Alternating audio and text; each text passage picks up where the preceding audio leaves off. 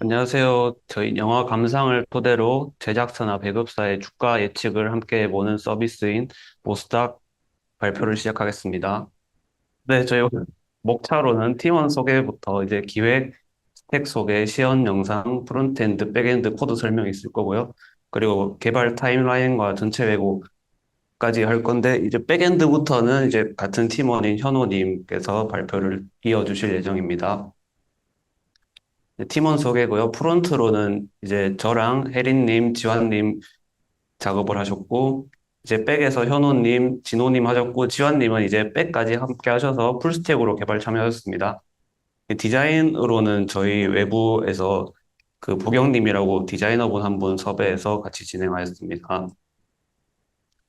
네, 서비스 기획 과정에서 저희가 생각했던 건 좀 한국인들이 좀 재밌게 즐길 수 있는 웹사이트를 만들고 싶다. 그래서 어떤 걸 하면 한국인들이 가장 즐거워할 수 있을까 하면서 한국인들이 가장 좋아하는 유튜버인 침착맨 유튜브를 통해서 인사이트를 얻을 수 있었습니다. 이렇게 뭐 냉면을 보고 무슨 가게인지 맞춰보는 게임을 하는 존박과 이정님이 있고요. 또 기존에 뭐 검색량을 비교해 가면서 그 실제 검색량과 예측이 맞는지 비교해보는 이런 걸 통해서 재미를 느끼는 부분이 있었다는 걸 알았고,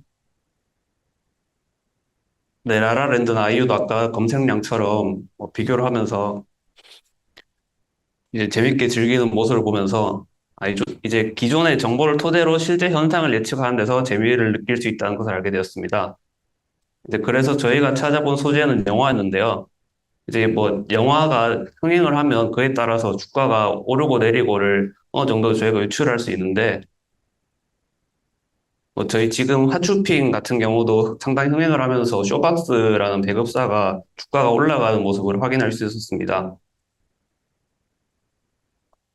그리고 이런 영화들, 이런 유명한 영화들을 통해서 뭐 주가가 내려갈 거란 예상도 하면 재밌을 거라는 생각을 해봤습니다. 네, 저희 시연 영상 한번 먼저 틀고 저희 하겠습니다. 저희 홈 화면에서 먼저 배너를 통해서 대표 영화 5개 정도 보여주고 영화랑 관련 주가가 어떻게 되는지 보여주면서 사이트 정체성을 좀 소개해주는 공간을 마련했고요. 이제 그 밑에 이제 개봉 전 영화들을 보여주고 이 영화에 관련된 주식들이 뭐 주가가 상승할지 하락할지 투표해보는 공간을 마련해놨습니다. 이제 아래쪽엔 투표 마감된 영화들의 유저들이 얼마나 투표를 했고 실제 수익률이 어떻게 변했는지 보여주는 공간을 마련했습니다. 이제 투표를 하려고 하면 이제 로그인 하라고 하는데 이제 구글 오어스 통해서 구현을 해놨고요.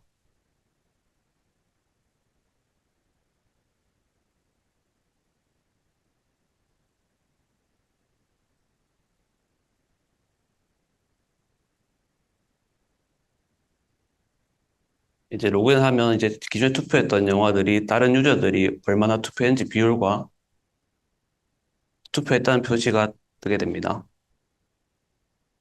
이제 영화 상세 페이지를 들어가면 이제 투표 중인 것들은 다른 유저들이 얼마나 투표했는지 그리고 뭐 투표 변경도 가능하도록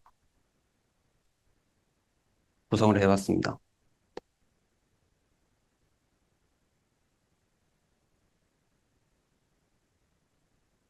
이제 투표가 마감된 영화들 같은 경우에는 이제 유저들이 얼마나 투표했는지와 더불어서 실제 주가가 얼마나 변했는지도 확인할 수 있게끔 그래프를 통해서 볼 수 있습니다.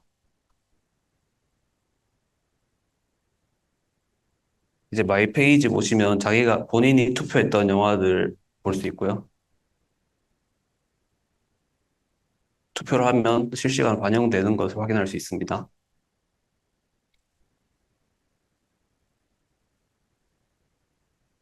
네, 목록과 마이 페이지에는 이제 무한 스크롤 적용해서 내릴 때마다 계속 요청을 보내는 식으로 하고 있습니다.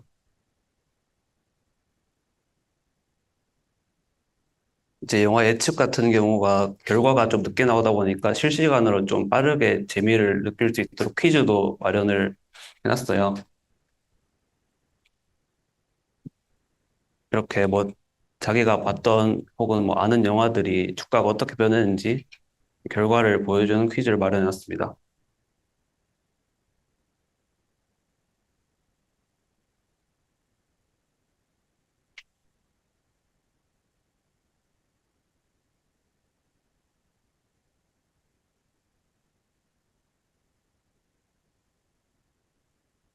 네, 이걸로 시연 영상 마치고 코드 설명으로 넘어가도록 하겠습니다.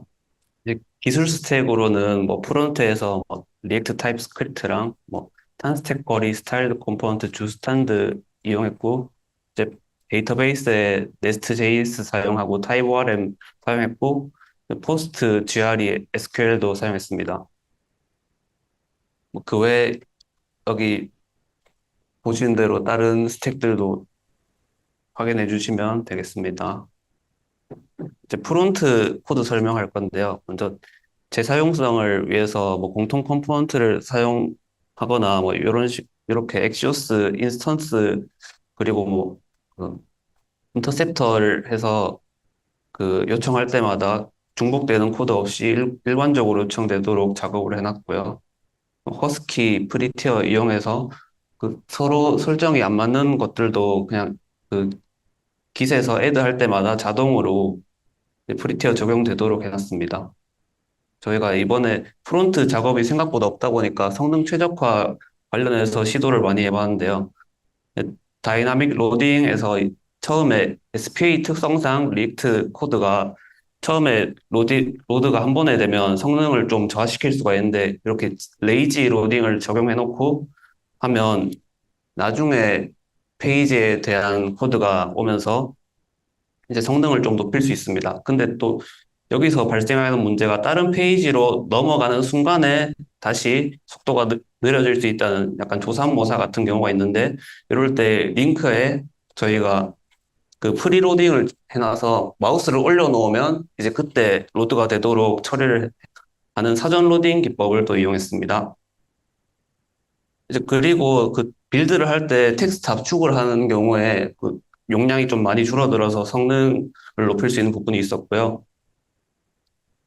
저희가 로딩 컴포넌트를 할 때도 그 보통 하시는 이렇게 서클로 해놓은 작업을 하면 데이터가 패치된 이후에 레이아웃이 다 밀리면서 레이아웃을 새로 렌더링하는 비용이 발생할 수가 있는데 이렇게 간단하게 뭐 그 프레임만 잡아둔 형태로 스켈레톤을 구성하기만 해도 이렇게 SLS 점수상으로 확연하게 뭐 저희가 이번에 스켈레톤 마련하면서 이제 라이트하우스에서 레이아웃 밀림이 없다고 이렇게 점수를 높게 받은 것을 캡처를 해놨습니다. 이제 그 외에 뭐 이미지에 뭐 레이지 옵션을 넣거나 뭐 폰트를 TTF가 아닌 우프를 사용하면서 성능 최적화할 수는 이런 것들도 있을 거예요. 뭐 무한 스크롤 등 저희가 최적화할 수 있는 방법은 여러 가지 사용 시도를 했습니다. 그리고 에러 처리에서 저희도 그 탄스택 쿼리 이용해서 뭐 에러 바운더리 활용해서 좀 선언적으로 에러 처리를 하려고 했고요. 탄스택 쿼리에 제공하는 에러 바운더리에서 뭐 리프레시도 하고 그랬습니다. 이제 라이트하우스 점수는 그래 초록색이 세 개로 좀 준수하게 나온 편이긴 한데 이제 앞으로 뭐 HTTPS로 배포를 하고 뭐 저희 영화 이미지들이 지금 오픈 API에서 그냥 JPG로 오는 거 그대로 받아 쓰는데 이제 나중에 웹피로 전환하고 이제 백에서 오는 API도 텍스트 압축을 통해서 점수를 조금 높일 수 있을 것으로 기대하고 있습니다. 네, 그럼 이어서 저희 백엔드 좀 설명 시작하도록 하겠습니다. 먼저 저희 EID 소개인데요. 저희는 지금 이렇게 테이블이 구성되어 있고, 저희 그 프로젝트는 그 오픈 API를 통해서 영화 정보를 받아오는 게 좀 중요한 작업이기 때문에 이렇게 무비 테이블과 또 스탁 테이블을 넣어서 그 주가 정보와 그 영화에 대한 디스크립션이나 그런 포스터들을 모아서 저장해 놓는 이렇게 구성을 하였습니다. 다음으로 저희가 사용한 기술은 이제 네스트랑 타입 ORM을 주로 사용했는데, 저희가 타입 ORM을 사용한 이유는 저희 그 타입 ORM 특징이 이제 DB와 그 클래스 간의 그, 뭐, 이제 DB는 테이블로 구성되어 있는데, 저희 그는 그 객체 지향적인 프로그램과의 좀 차이를 줄이기 위해서 타입 ORM을 통해 그게 테이블과 객체를 이렇게 매핑해주는 기능을 하는 게 이제 타입 ORM인데요. 그래서 이 ORM을 통해서 저희는 그 DBMS 종류에 상관없이 좀 사용하는 그 장점과 또 일반 로우 쿼리보다 그 SQL 인젝션에서 좀 안정적이라는 장점이 있어서 이렇게 활용하게 되었습니다.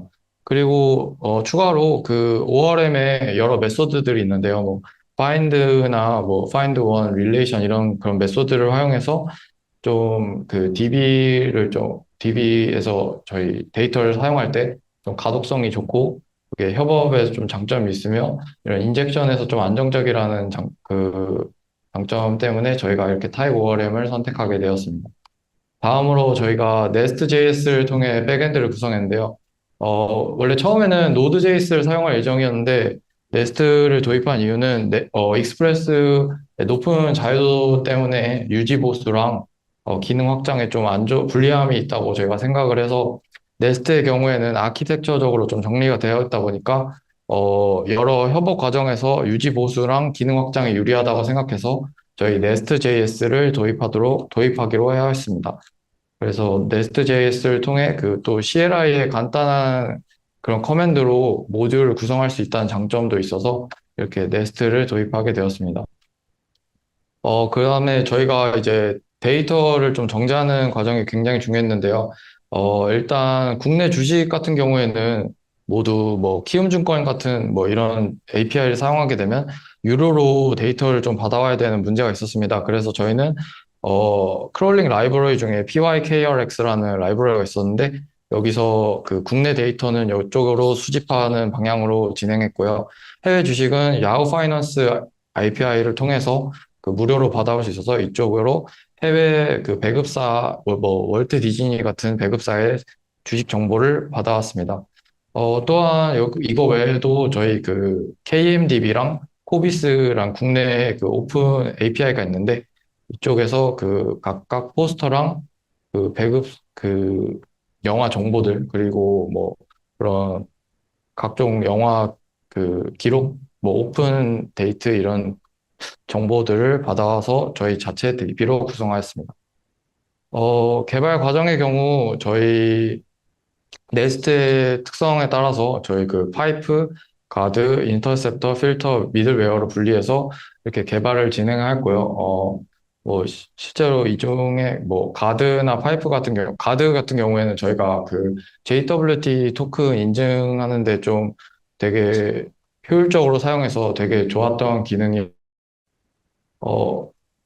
또 이외에 그 배포 개발 테스트 등 용도에 따라서 컨피그를 좀 분리해서 관리했고요. 여기 지금 화면에 보시면 저기 그 ENV 파일을 개발 과정 그리고 프로덕션 과정을 분리해서 이렇게 그 각종 ENV 컨피그들을 관리하였습니다. 이거 외에도 저희 그 EC2랑 그 루트 53, 그 다음에 그 데이터 같은 경우에는 RDS를 통해서 지금 저장하고 있고요. 어, 도메인은 지금 모스닥점 사이트로 현재 그래서 EC2 인스턴스에서 백과 프론트를 같이 배포하고 있습니다. 그럼 이어서 저희 그 개발 타임라인에 대해 말씀드리겠습니다. 저희가 첫 번째 이제 여기 보신 것처럼 기능 정의하고 DB 설계하고 API 이런 식으로 구성을 했고요. 사실 좀 이 DB 설계 과정에서 좀 문제가 많았습니다. 그래서 오픈 API가 저희가 원하는 방식으로 좀 안 가져오는 문제가 있었거든요. 그래서 이거를 처음에는 코비스만 사용하다가 KMDB도 추가해서 이 DB 설계하는 과정에 좀 시간을 많이 썼던 기억이 있습니다. 그리고 전체 회고에서 좀 문제점은 소통의 부족함을 좀 느꼈습니다. 뭐, 그래서 초반에 좀 문제점을 느껴서, 중반부터는 이제 저희가 10시에 특정 시간을 정해서 그날 해야 할 일 스크럼을 진행하고, 또 그다음에 뭐 이제 그 스크럼을 10시에 계획을 세우고 5시에 이제 다 같이 모여서 그날 했던 일을 좀 회고하면서 리뷰하는 시간을 가졌고요. 그다음에 뭐 코드 리뷰 같은 경우에는 그 멘토링 시간에 멘토님께 질문을 통해서 좀 해결을 하였습니다. 그리고 저희가 유지했던 점은 단위 기간 내에 프로젝트를 좀 완성했다는 점이 저 킵에 들어갔고 또 AWS를 통해 서버 배포도 성공해서 킵에 넣어봤습니다. 앞으로 좀 해야 할 점은 저희가 CI/CD 파트가 좀 부족한 점이 있어서 그 배포 자동화가 좀 안 되는 문제가 있었는데요. 그래서 서버를 새로운 기능을 추가할 때마다 업데이트 해주고 그 꼈다 키는 과정이 좀 힘들었는데 그걸 이제 CI/CD를 통해서 보완할 예정이고 또 테스트 코드도 시간 관계상 작성을 못했던 점이 있었습니다. 그래서 이걸 보완할 예정이고 또 레디스를 통해서 유저 관리는 레디스로 이관해서 관리를 할 예정입니다. 네, 이상으로 저희 팀 발표를 마치겠습니다. 감사합니다.